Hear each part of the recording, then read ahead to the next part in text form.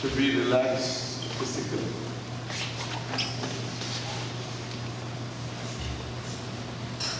One can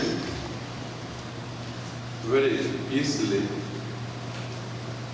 accomplish physical relaxation.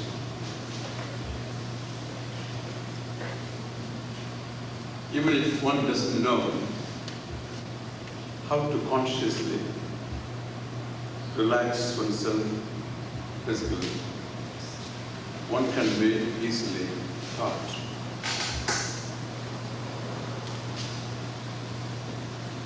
But to relax mentally,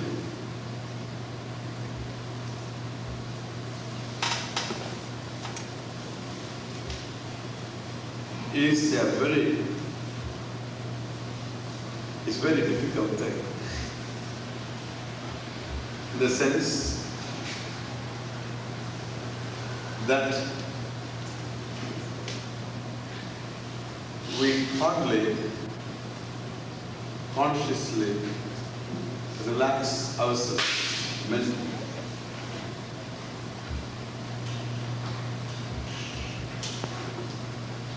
That inner relaxation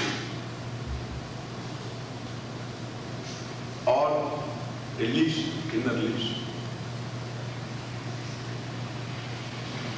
is denied by a number of factors.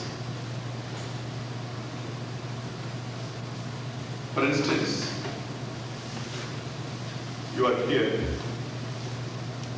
to attend the classes in this camp, to participate in this camp.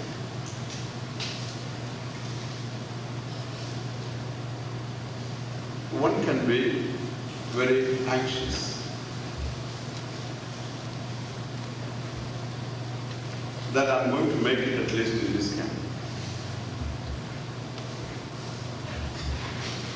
As though you had not made it before.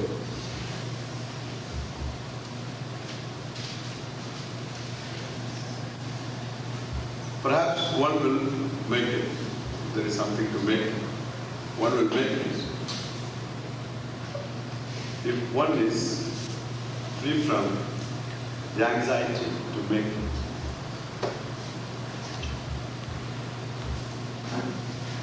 It's like trying to recollect something. The more you try, the more remote is the possibility of your recollection. And you try and give up, and it pops up at the wrong place in time.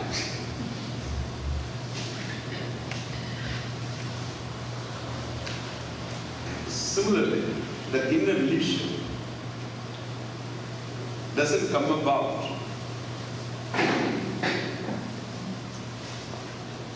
if I am anxious. In fact, that illusion is not something that you can work on. You don't do something to enjoy, to command mind. It is illusion. When I say illusion, let me make it clear.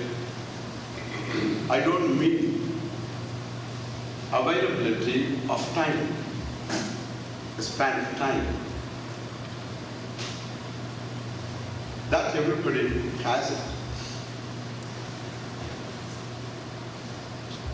But then the capacity to appreciate something which doesn't really,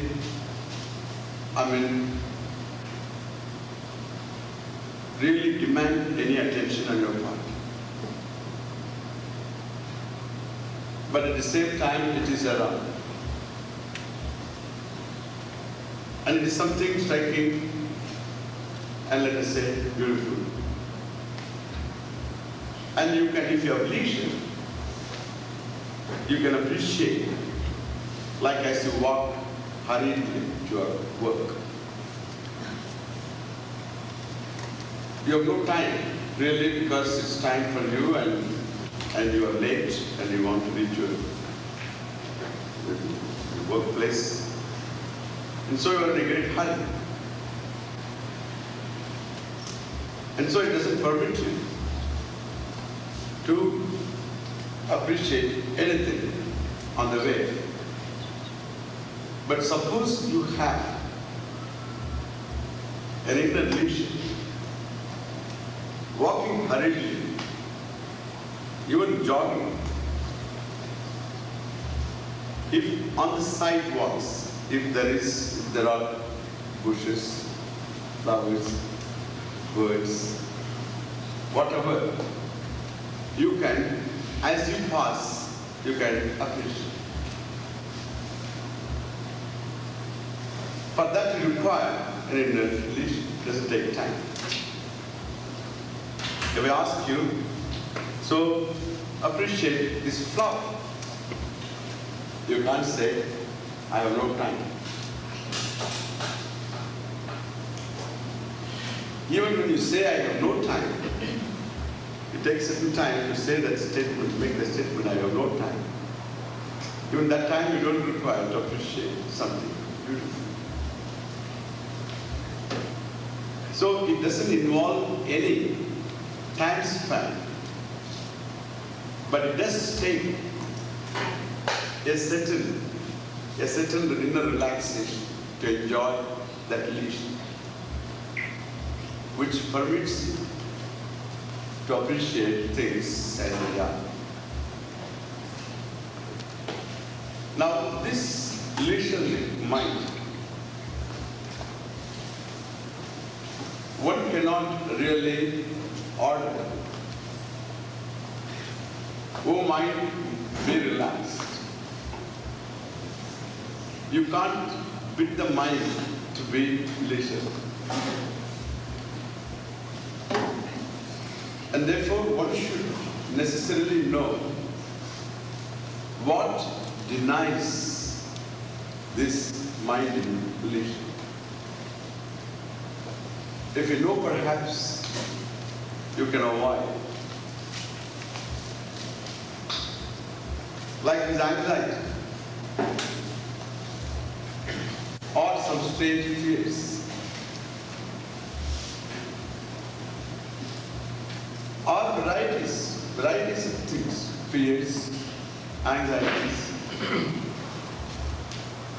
and brooding over something that had happened before. So a number of factors which deny you the leisure, inner leisure. And in a situation like this, I suppose, I hope, one can have this inner leisure, in as much as there is the day-to-day problems are not there.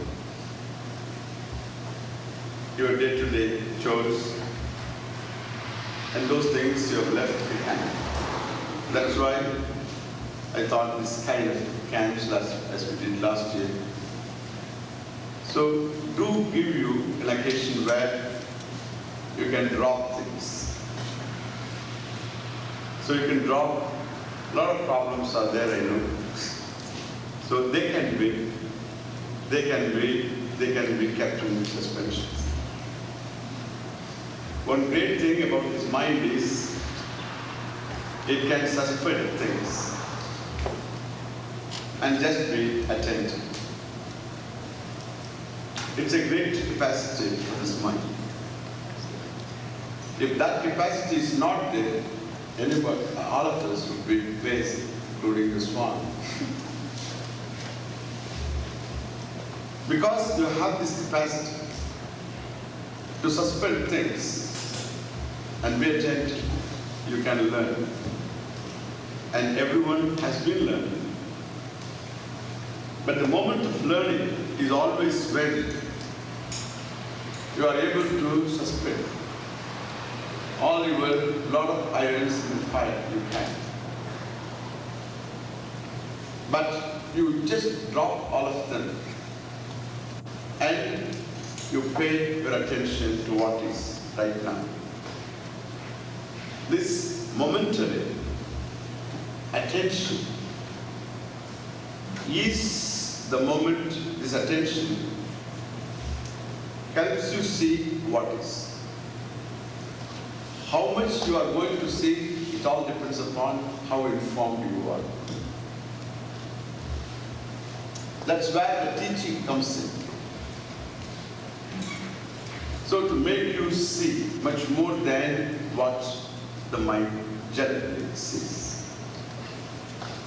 Even to see just exactly as you can see, as much as you can see, it does take a certain mind. That is mind, I say, the attentive, leisurely, relaxed mind. In that booklet, you must have seen what is. So there are 2 lines I wrote. And when I talk to you,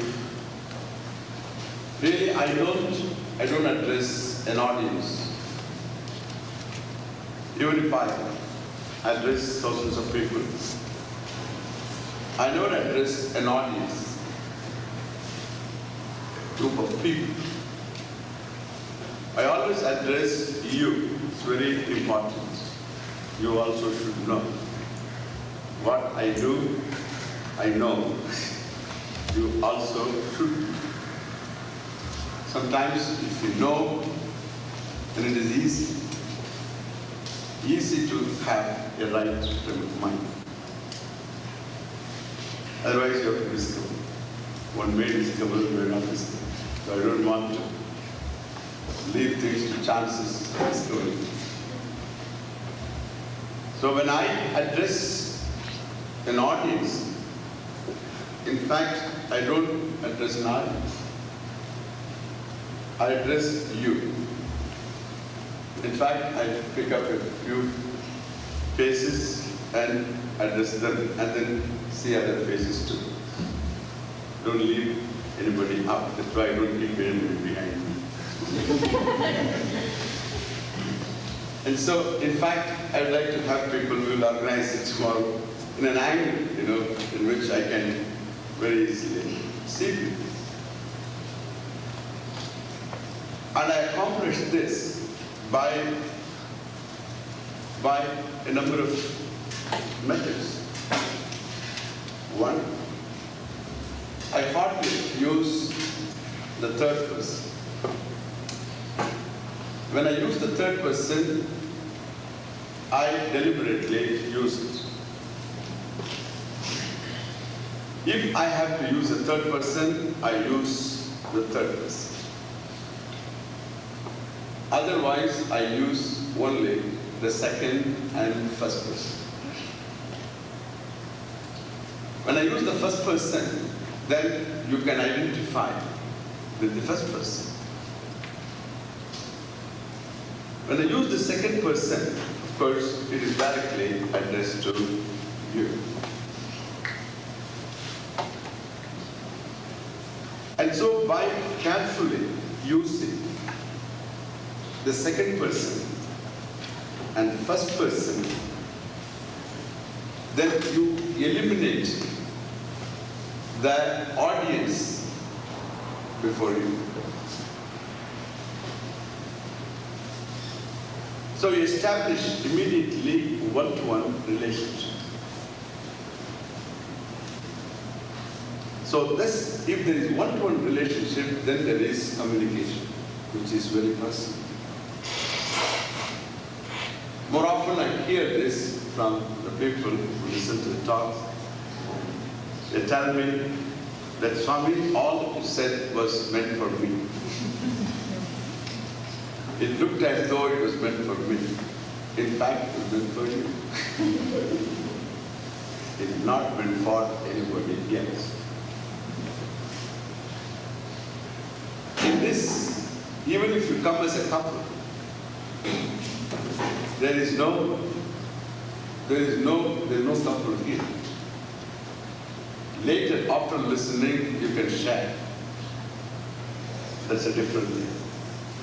But when you listen, you are just a person, neither wife nor husband, nor father, nor uncle, nor cousin, nor employer or employee. You are just neither a male nor female, just a person. To remember I am a male, you have to, even to remember sex, that I am a male, you have to really remember. If you don't remember, you are just a simple, conscious person, for which you make no effort to be just conscious. You make no effort. You are a conscious person. As you are listening to me, you are a simple, conscious person. So I am a person, even that verbalizing is not me. You are there and you find yourself, listen, hear these words. That because they are spoken and you are not deaf. And so you hear. So this is the person who is always at leisure. That simple person whom I address that person who is a simple conscious being with a readiness to see.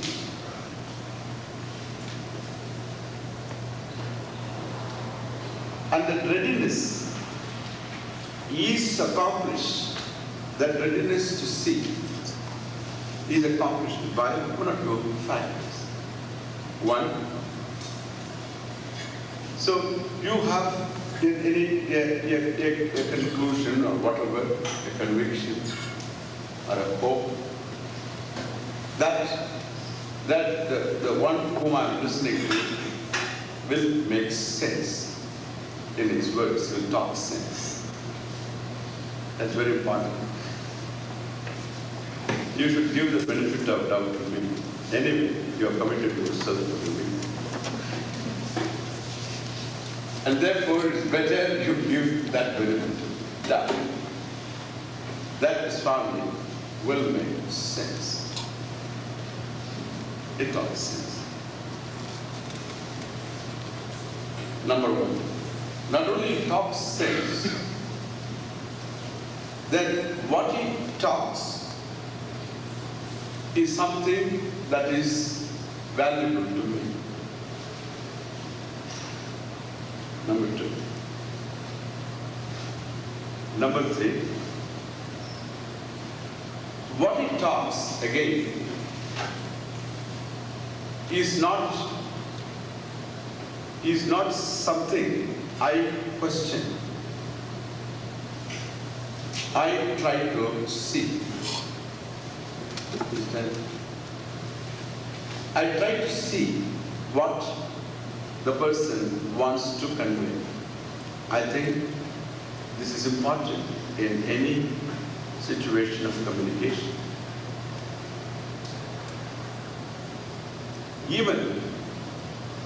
Even suppose you receive a letter, to make out what is written there, you should see the context, and then perhaps you can see what the person, the writer, says. So you try to understand what the person says in any communication. You try to understand what is being said, and in that understanding, if you find there is a certain problem, in your understanding, you find that there is a fallacy, there is a contradiction, there is error, there is vagueness, or there is nothing. You don't understand at all. You only hear.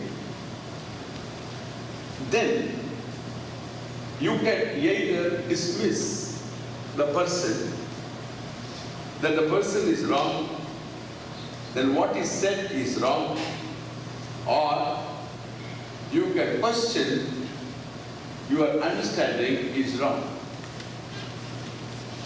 You don't dismiss the person wrong. You question your understanding, maybe it is wrong. I have not understood well.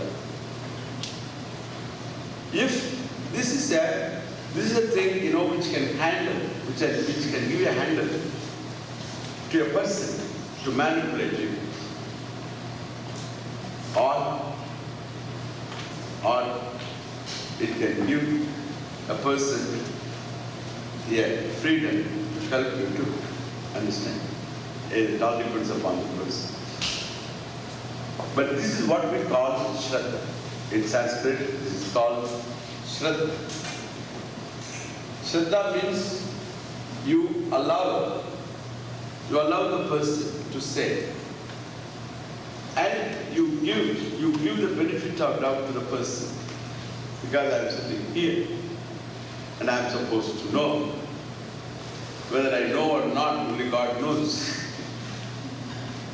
But you give the benefit of doubt to the person.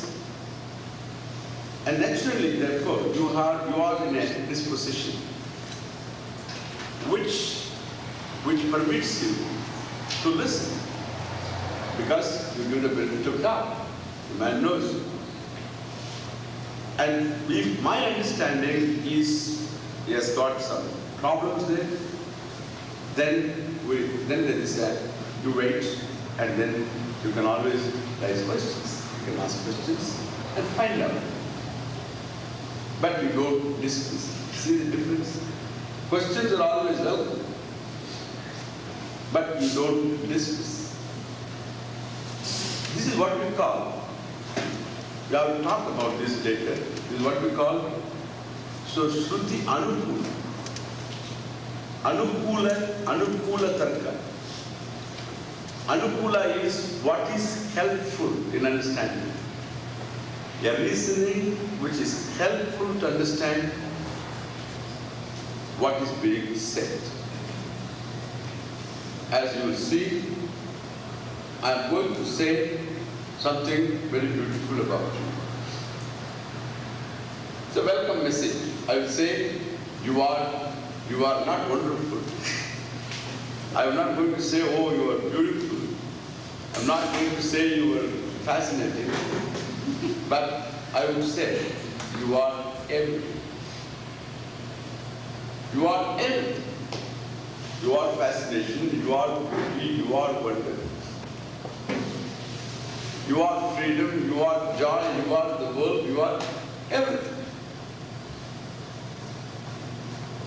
So this is a welcome message, because nobody tells you like that. Very few tell.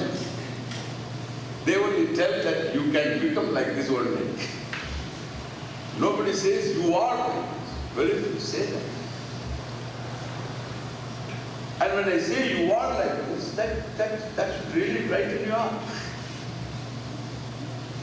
You are like this. Then you can say, no, I am not like this. Oh, this Swami is bluffing. How can I be like this? Now, if that's going to be your conclusion, then this camp is useless. Now, this camp is going to help you. The Swami is going to help you. Then your attitude should be, am I the whole? Really? How come I am the whole? How can I be the whole? I don't see. Well, that's why we have so many talks to make you see. See, understand what it is? It is an attitude which is very beautiful attitude. Because what I say is not something that you can contend with. Because I accept your version anyway, otherwise I need not address you. I never say that you are a human being, because I know that you know it. Unless you have some doubts, then that's a different thing altogether. And so you have, I am saying something, knowing full well that you don't see that you are the whole. I am making this statement, you are the whole. I don't say you will become the whole. No. That's not what I'm saying. I say you are the whole. It's very clear to me. You are the whole. Now what can you do with this statement? Tell me now.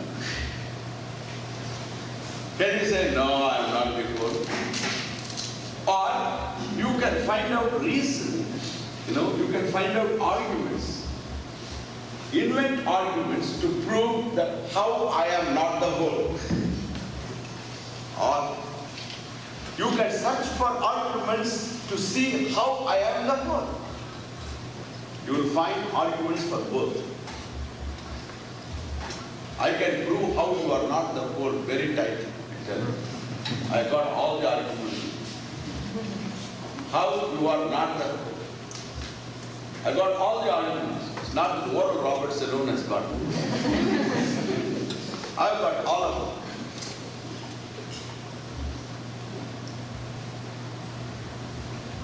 And therefore you don't look for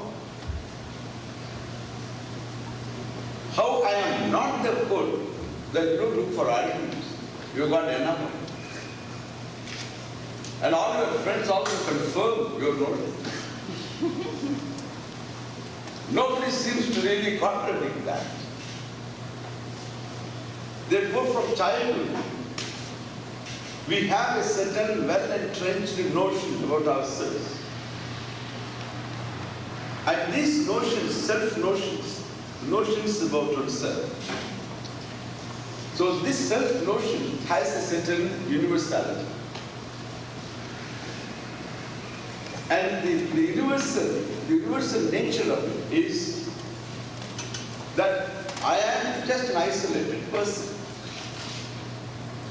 an entity who has a biography, who has a history,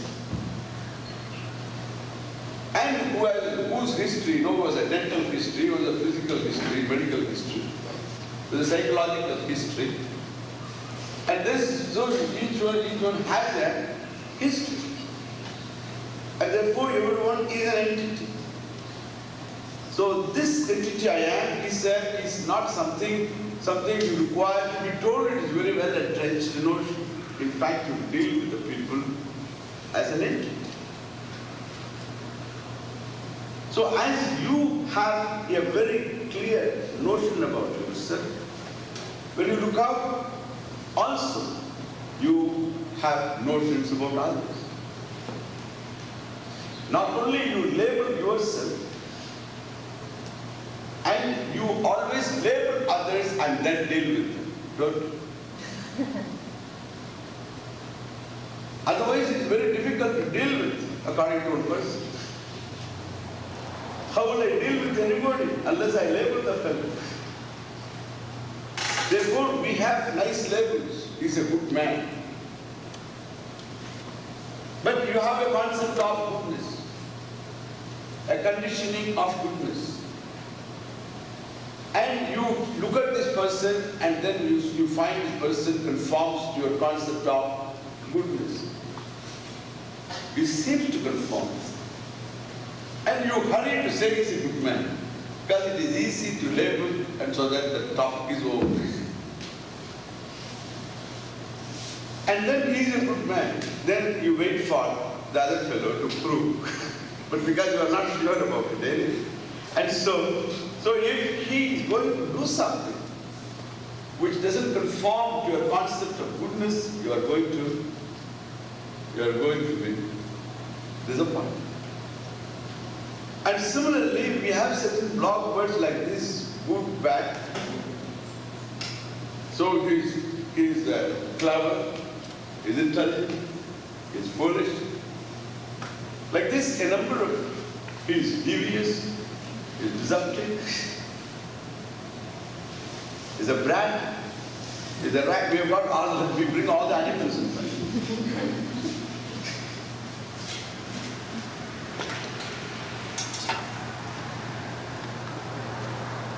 like this you have names, real labels. Because you label yourself. And necessarily you are going to label situations, label people, and then deal with it. That seems to be easy. But the problem is, nothing remains the same, and nothing conforms to a label.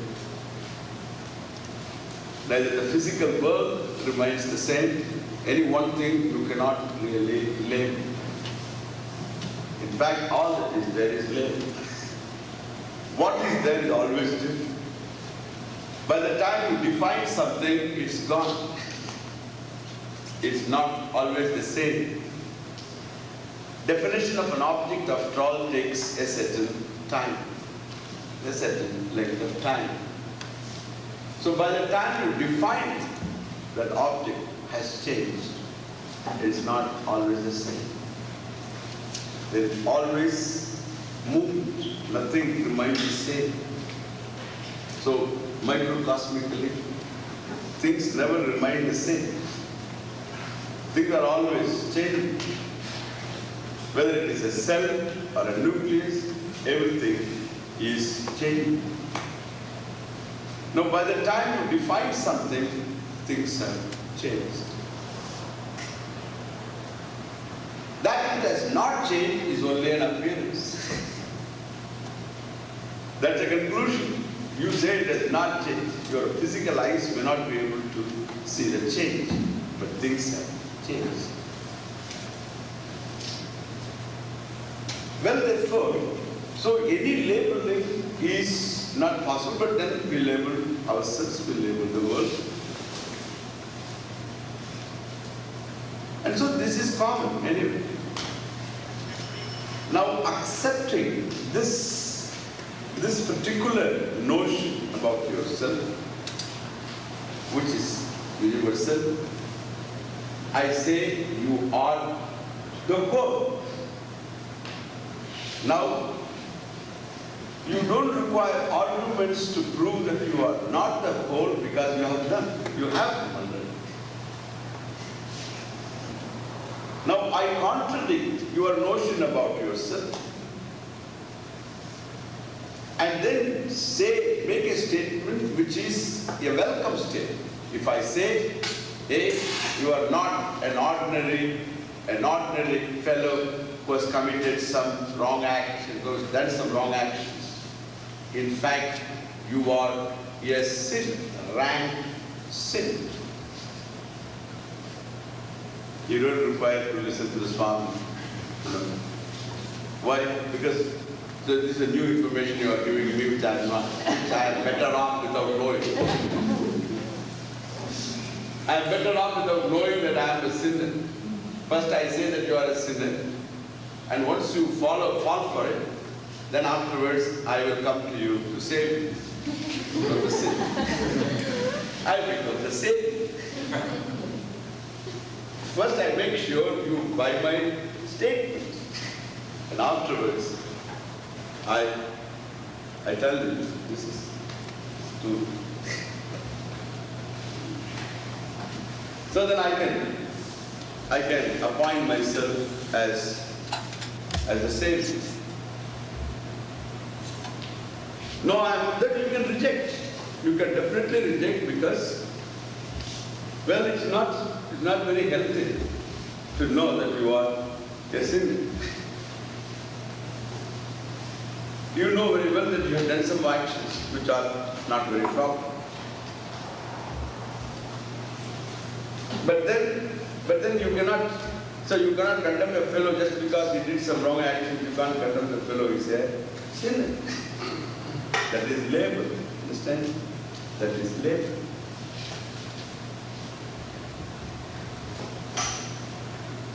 And so since I am not telling anything which you can reject, and if you reject, in fact, I would ask you to reject. If anybody were to tell you that you are a sinner, that you are useless, that you are restless, you are this, you are that, and all that, then you may think it's very objective. No, it is all manipulation. Mainly they manipulate. By they saying this, they only manipulate. A teacher may accept a certain problem of the mind and he may help you also to tackle it. But he would never condemn the person. And so here, I am not even talking, I am saying that you are the whole. So you must find arguments with me, along with me, to see whether I am, how I am, not whether I am the whole, how I am the whole. Whether I am the whole is choice. Perhaps I am not the whole. No, that's not Vedanta. That's not my teaching. That's different. That is academic. That is academics. That's purely speculative. Now I say you are the whole. My mission is very clear. Now the question is, we have to find out whether I am the whole. Therefore, when I use the word you, I address you only, one single person, not that we are the whole. Then what about the fellows who are outsiders? And so, I say you are the whole. So one thing, it is very welcome news, to know that I am the whole. Whole means all that is desired by you, desirable for you, that all that is included in a simple statement, you are Purna. Purnos. You are Purna. Purna means you are the whole. And so, if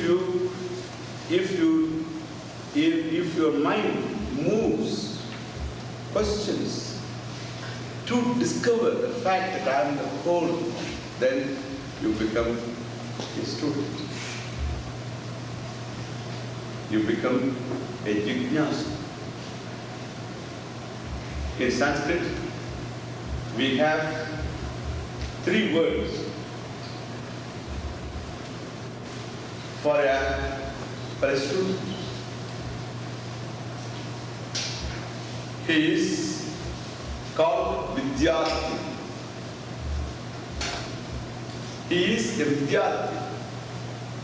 Vidyarthi means he has got desire for Vidya, Jnana, Vidya, both are same meaning. He wants to know. So that itself is a great step. That you want to know. It's a very, very important step in life. Vidya. So the one who has got a desire for the Vidya, he is a Vidya.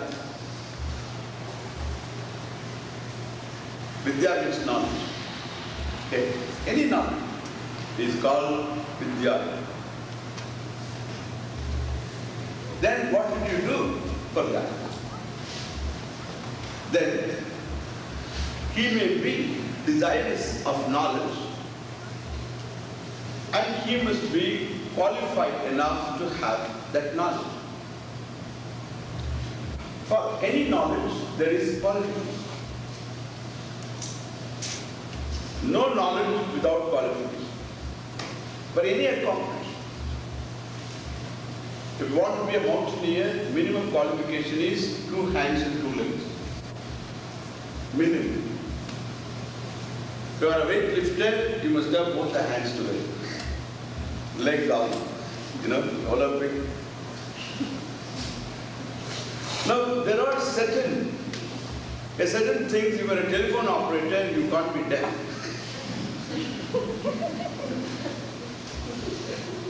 So you must have, if you get a minimum qualification for any skill or knowledge. And so when a vidyarthi is there, when there is a person who wants to know a given thing, then he looks at himself whether he is qualified to desire for that knowledge. If he is convinced that he is qualified for it, well, he is called a Shishya. Shishya means not a disciple, really speaking. He has the qualification for discipleship. That is the meaning of the word Shishya. Siksha Yogya. Shishya. He is Yogya, Adhikari. He is qualified enough to be the recipient of this knowledge. Whatever be the knowledge, whether it is calculus or language or whatever. So, Siksha Yogya. He is qualified to receive this knowledge. That is number 2 word. Then once he has got that desire to know, and he thinks he is qualified to know, he thinks. The teacher may think differently. But he thinks you should be convinced first that you are qualified. Then it is teacher's job. Then now, what should I do? I am a Shishya. Means Siksha Yogya. I am qualified, I think I am qualified to know. Now, how will I know this? Then you should go to your source of knowledge. What is that source? If that knowledge is possible by your own pursuits, then you begin to pursue. By experiments and work and things like that, if you can really discern or figure out, then you begin the research. So whatever is the means of knowledge, you have to go in for. Now here, so that source of knowledge, he suppose is a teacher. He has the knowledge. And you want to gain that knowledge from that person, then you become, another name for a student is Antevasi. Antevasi means the one who is Ante means Samir. The one who is near a teacher. Near the source of knowledge, Antevasi. If the source of knowledge is looked upon is a teacher here, then the student goes and lives with the teacher and then gathers the knowledge. Especially this knowledge that is how it is gathered. You go to a teacher, live with the teacher, and then gather this knowledge. Antevasi. Now where the teacher and all these Antevasina, all these Antevasins are there, means the students are there, then that situation is called Gurukula. Kula means family. Gurukula means Guroho Kula, the family of a teacher. Why family? Because so he has the students and his own children, his wife. If there is one, if he has a family of his own, then he has an extended family. That's how we had Gurukulas in India. He has an extended family now. If he has children, and now there are other members, the students who join the family. So they live with the teacher, and then that particular school is called Gurukula. Since the students live with the teacher knows exactly what's going on.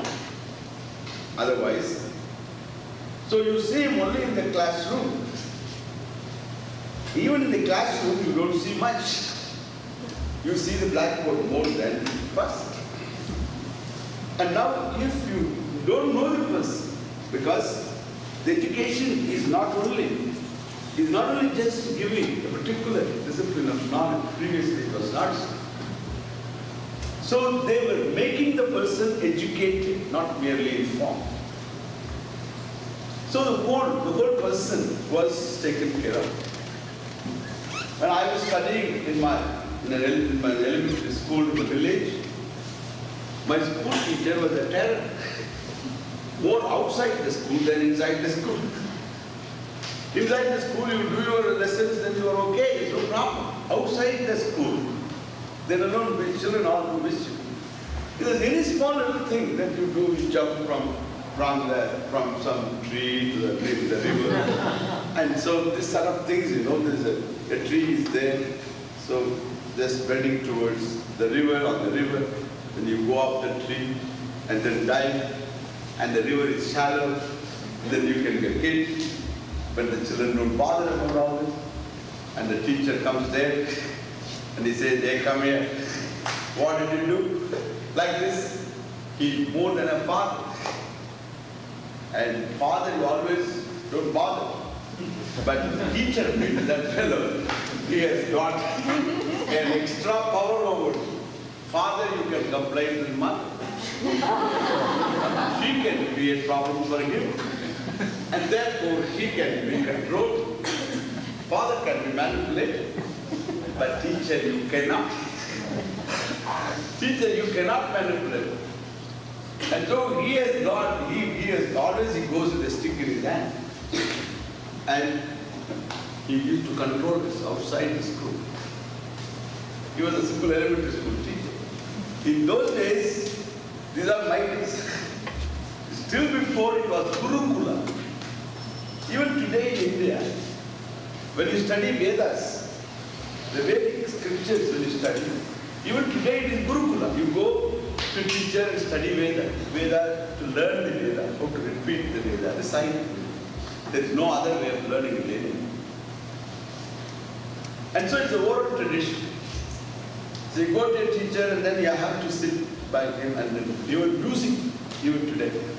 It's like that, you go to a particular musician and then stay with him and then study. Even this is continued today in music, in dance, and in this learning of Vedas. Even today, Vedanta. So you join a group and then be a member of the family. And then share whatever that is there in the family. You contribute to the family, whatever that you can, and then get a form of work or whatever, and then study. So he becomes an antevasi. Now thereby the teacher knows exactly the student very well, his problems, he can guide him, not really just in the classroom. So he guides the person, make him see, he makes sure that he grows well. Now here you have a situation. All the three you have got, I suppose. One is you are Vidyarthi.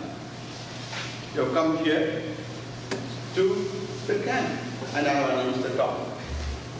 And therefore you know what you are going to do here. So you are a Vidyarthi. Your desire is of knowledge. And if you think that you cannot understand, you won't make it here. And therefore, you think that you are qualified. Now, whether I think that you are qualified or not, so when I see you, I should shrink. I don't. And therefore, I also consider you very qualified for this knowledge, very much qualified. Otherwise, I won't talk. How will I talk? If I think that you are not qualified, then I will tell you stories. I am capable of that.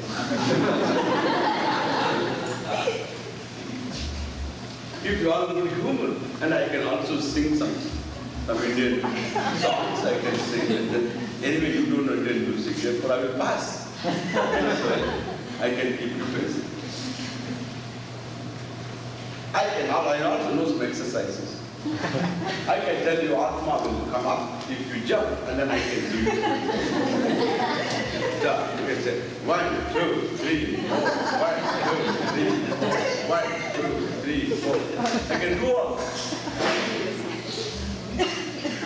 We all know all this. Don't think we don't know this. So I can beg you, I can even give you some asanas.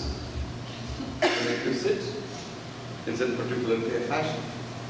And then all that time you will believe it anyway. That's why I'm in a peculiar dress. Then how will you believe me otherwise? And therefore, so I can go on and make you do various things if I think that you can't really know. Since I take you very seriously, and as I don't keep anything up my sleeves, I lay the cards on the table open. There is nothing held back. If I don't hold anything back, I don't consider you as unqualified students.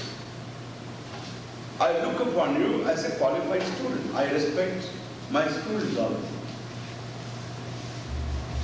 So unless you respect your student, you cannot teach.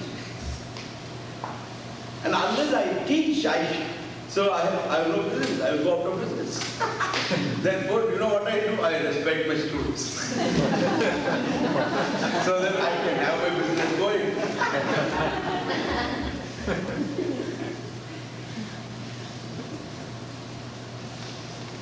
Honestly, I'm telling, I respect my students. My students all know.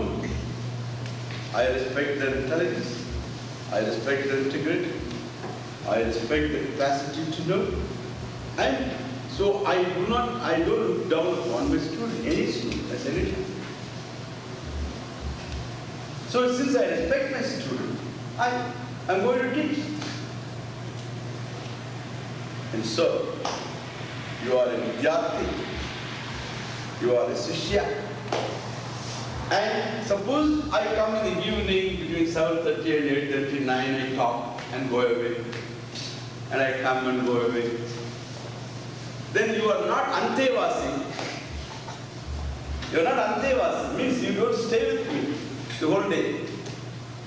And so you are only vidyarthi, sishya, and chhatra. A chhatra means a student who comes and goes. But here you are a vidyarthi, you are a sishya, and also what? Antevasi. Antevasi, because you are stuck with me for this whole year. And therefore you are Antevasi, at least a temporary Antevasi. I think that's good enough. Annually, 10 years getting together. It's good enough. I said, it's enough. And if that's, you can do wonders. And therefore, so you are now Antevasis. Okay? So remember, when I teach only you. You are the Antevasi. And you are very important to me. And you are the only one whom I am talking to. And don't think I am addressing an audience. In that way, it never comes to me. I have seen people talking like this, I see Vedanta, because they don't know what Vedanta is. The supreme consciousness and limitless, everything on. I look at this window and suddenly he's inspired by the tree. I see all this.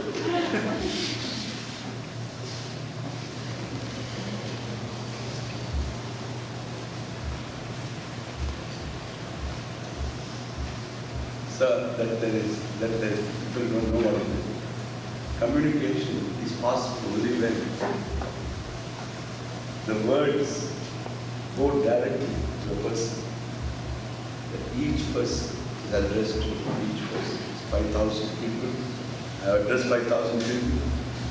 I have addressed in one talk, in one session, 10 days, 15 days, 20 days. So thousands of people in India, open Makaranda. But everyone will come and tell me, whoever comes and tells me. Swamiji, the talk was only for me. And I tell them, it's only for me. It's not for anybody else. possible. It is possible because of methodology. How you handle the problem. I don't handle an audience. I only talk to the person. So you find that it just comes to you. You are the only one. And it's a one-to-one relationship. It's one-to-one communication. So even if you are a couple, you one-to-one. So you are not a wife or husband. And in fact, neither student or teacher, I would say. There is only communication. Understand? There is just communication. So you understand that very quickly. Only before you come to listen, then you are a student. And when I come here, I'm going to teach. But when I teach, I'm not a teacher. I have a problem in my hand. I have a problem in my hand. I see something and I want to communicate. So all that I have is a problem of communication. There's nothing else I have. And therefore I see you and then I want to communicate something I see very clearly. And there is a constant communication. I use my hands, I use my eyes, I use stories, I use whatever is handy. I use a flower, I use my glasses, I use a blackboard if there is one. I use a number of things. And afterwards, there is always inside, I use my love to communicate. And all this, so really help me communicate. So if you understand that, then you find there is communication. You're just relaxed and enjoying your inner relation. Abandoning everything for the time being.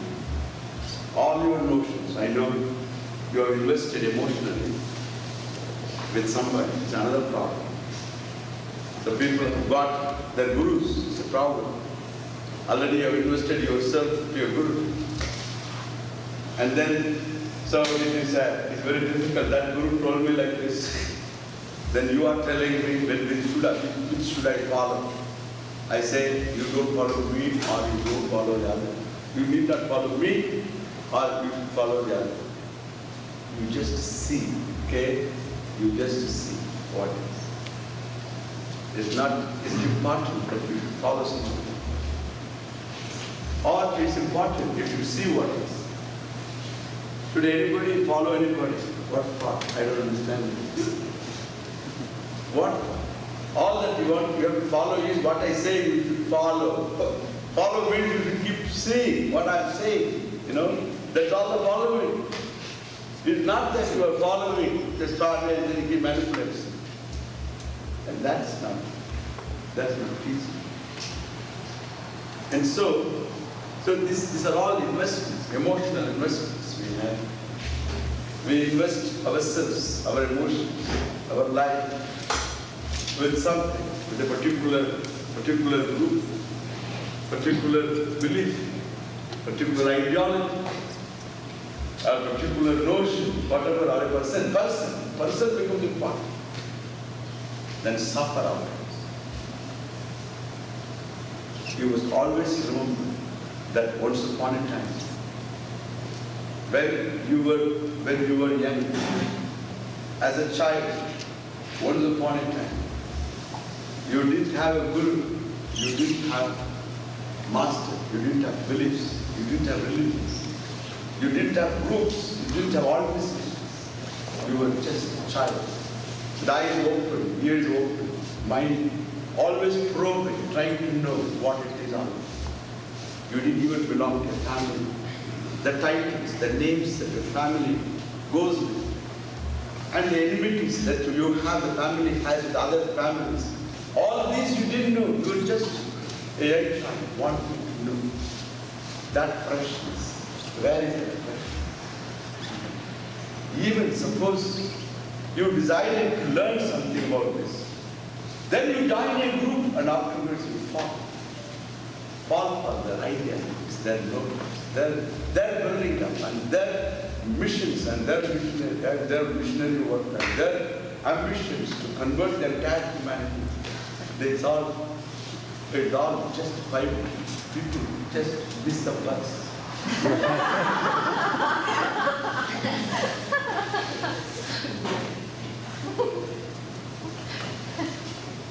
As Krishna came and then he went away, the humanity remains the same. Even at the time of Krishna in his own life, with all his wiles, with all his tricks, he was a tricky guy. With all his eloquence, with all his flute and music and all that charms he had, with all that he could not convince Duryodhana. And he said, shut up. He couldn't convince him. Not enough. God is not enough to convince.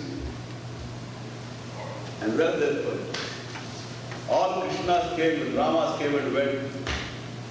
And many other messiahs came and prophets came and new prophets are also there. The society remains, humanity is always the same. It will ever be the same. It will ever be the same. Do you know why you start with ignorance? Every child, the modern child also has to start with ignorance. The caveman definitely knew better than a child, a newborn child. The man in the Stone Age knew definitely better than the child born today. And the child has to learn all the way. Every pleasant thing, all the mistakes. It has to come in and then correct them too. The modern child is no way, it doesn't share anything better, than the child born in Stone Age. Remember that? And therefore, every child born is innocent, is ignorant. Therefore, everyone has to learn. There is no question. Not that one Messiah came and then solved the problem. In fact, then even he could not solve the problem of the people in his own time. There are people to name the person. And therefore, you cannot solve any problem. What I'm telling you. So there is no such thing as we are in charge of humanity. We are going to save humanity. In fact, let the humanity be saved of you. You don't interfere with it. The humanity is better off without your interference. So let it be saved. I always pray to the Lord, oh Lord, save us from all the saviors. Save us from the savior. The savior, they are the fellows who create problems and cults and create hundreds of feuds and notions and fanatics. God, so much might. It's just endless. It's to a point of sickening monotony. The people go on telling the same thing and over, non-thinking, making the people's brain cells rot. So they go on doing that. And afterwards you go on really, and the cells give up by time. They don't think, they lose all their freshness. They lose all their energy, everything's gone. Then so just a fellow, he ages, even in his 20s he ages.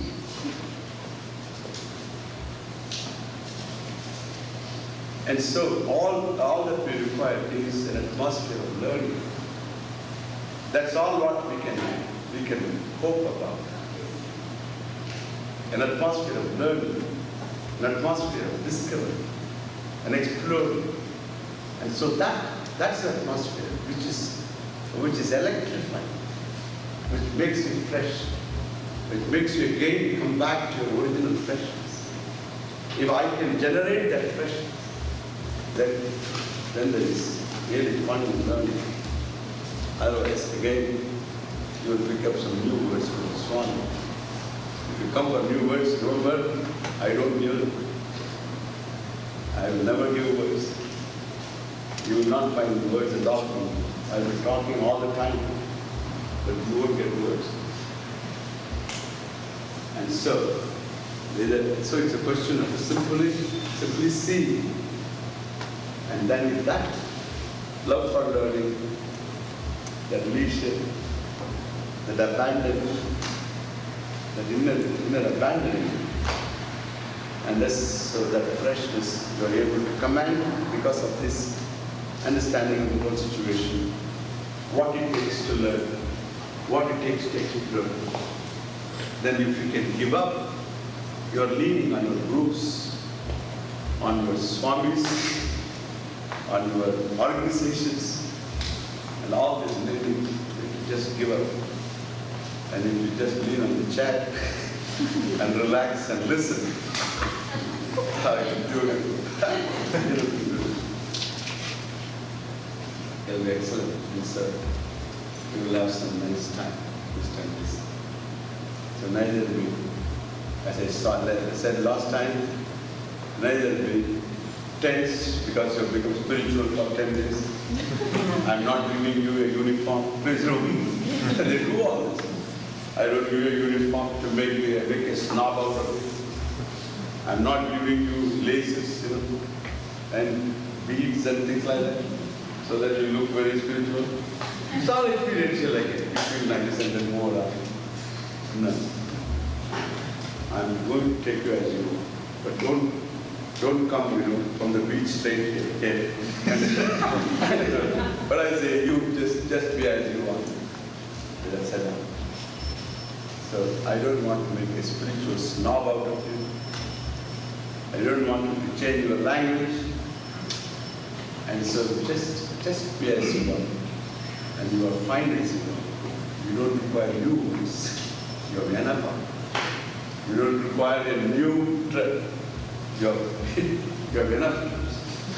And so you don't require a new trip. And then you will find that, so just as you are neither be tense nor be loose, but just free, inner free, commanding a certain freedom inside. A freedom to learn, love to learn. Whether it comes from me or it comes from a guru, you should be ready to learn. Understand? Why guru? Don't ask, just it came to me. And so either it comes from me or from anyone. Just that love to learn. It was that love to learn made me what I am. If I have made something, if I know something, it was just simple love. I never bothered about giving up anything. Just to learn. I never made not anything. And so that just to learn. And the capacity to drop. Just to drop everything. Or just for love of learning. That capacity makes a person a good student, especially in this learning. Any learning in this life, in this learning necessarily, because you are learning about yourself. So everyone has his own anxiety, his own fears and things like that. If I want to know about those anxieties, about the truth of those anxieties, the truth of those fears, for the time being, I must not be anxious and frightened. I must not be anxious and frightened. For the time being, that's said. That the mind is capable of, that's one thing about the mind.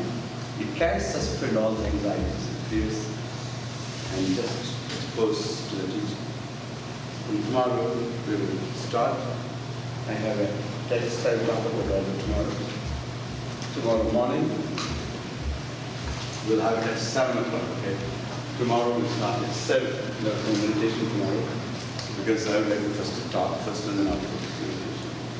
So we'll meet at 7 o'clock here tomorrow. Where do we meet? So there's a lot of announcements. There are a lot of